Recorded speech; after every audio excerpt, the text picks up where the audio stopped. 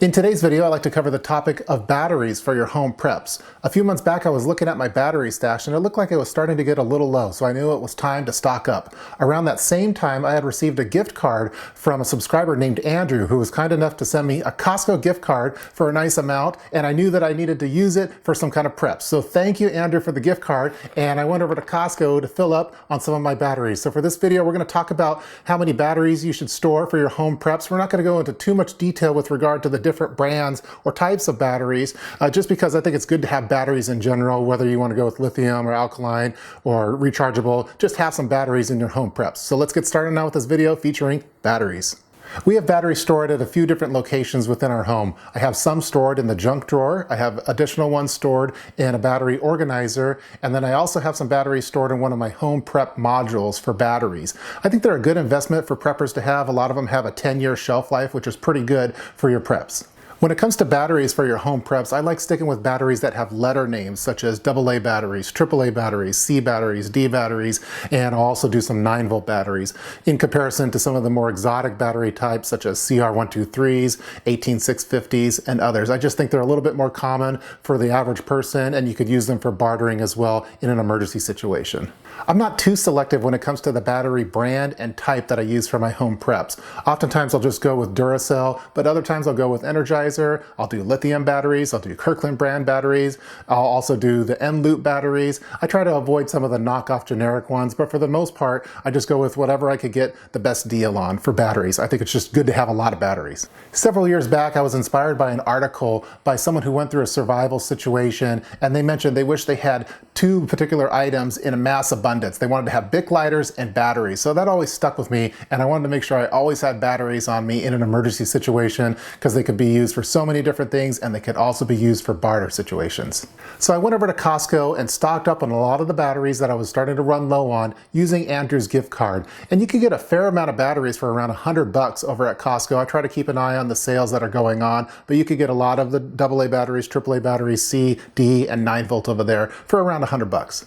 After bringing home all the batteries, I decided it was time to reorganize how I stored the batteries rather than just having them in a box. So I went with a very popular method in the preparedness community, and that's using ammo boxes for your battery storage, at least for the AA and AAA batteries. For AA batteries, I went with the MTM 50-round rifle ammo box that are normally meant for 500 S&W and WSSM rifle rounds. And for AAA batteries, I went with the MTM 100-round rifle ammo box that are normally meant for 223 and 556 rifle rounds. I provided links in the description box below for each of the MTM ammo rounds that I use for the AA and AAA batteries. These are really great for battery storage. Every battery is in its own little compartment. It's not going to touch another battery and short out, for example, and it allows you to stack the batteries as well. They're just awesome for battery storage. There's not a lot of information online with regard to how many batteries that you should store for your emergency preps, and I did a lot of searching, so I just had to settle on some arbitrary numbers and share this on the YouTube audience, and we could hopefully gauge what's a better amount to have for batteries.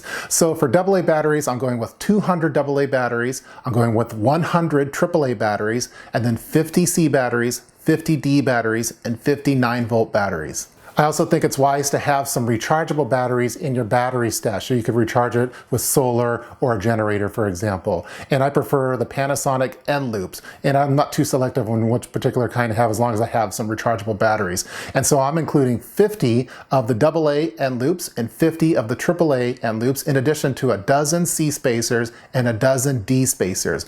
We've slowly been adding the N-loops to all of our home electronics, whether they be remote controls, Xbox controllers, clocks, you name it. We're slowly trying to add those N-loop batteries in there, recharge them as need be, and in an emergency situation, we would harvest those batteries from those various home appliances and controllers. The N-loop batteries work great for your long-term storage of batteries due to the slow annual discharge rate. They can maintain up to 70% of their charge after 10 years of storage, which is really good. The Pro version of the batteries do not last as long. They could lose 15% of their charge annually. So go with the white version of the N-loop batteries. So I've listed our minimum count for the various letter name batteries, AA batteries, AAA batteries, and so on. And I try to stay above that count at all times. But we haven't talked about some of the other battery types, for example, CR123s, 18650s, and you could also go with some of the smaller batteries that are used for watches, for example, like the CR2032s, which are really popular. And that's what I'm starting to slowly stock up on now, although I haven't decided on what count I should have for each of those battery types. Probably you have an idea that you can leave in the comment section for that. So as it stands of right now, I'm storing my AA and AAA batteries in those MTM ammo boxes, which are working really great. They're stackable. You just put them in the closet and they're nicely organized. And then I'm including my C and D and other batteries in my battery modules that I was using before until I figure out the best storage method for those ones.